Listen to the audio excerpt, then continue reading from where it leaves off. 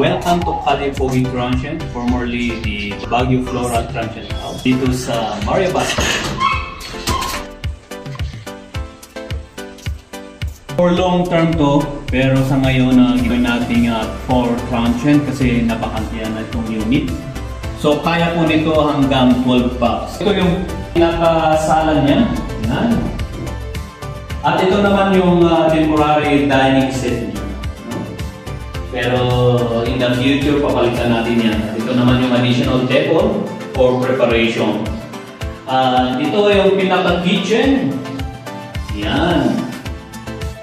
Okay. So meron na kayong panggamit na pangluto. Okay.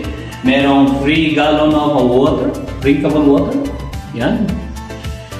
Ito yung veranda. Yung smoker na guest. Pwede kasi silang manigarilyo dito sa bandang ko. Yan. Punta naman tayo sa rooms. Yan. So,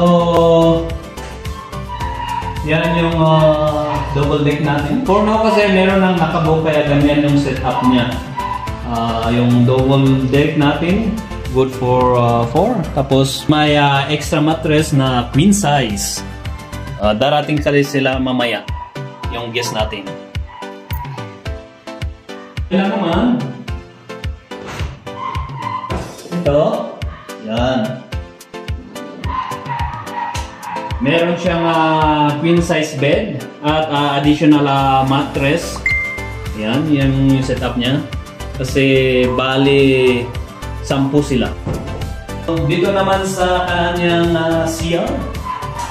Ito yung comfort room natin. Meron pong pang-hot and cold. May lavatory sa bandang gilid. Okay. Kung nagra-rush naman ang ating guest, kasi sa yung CR, may extra na CR sa garahe.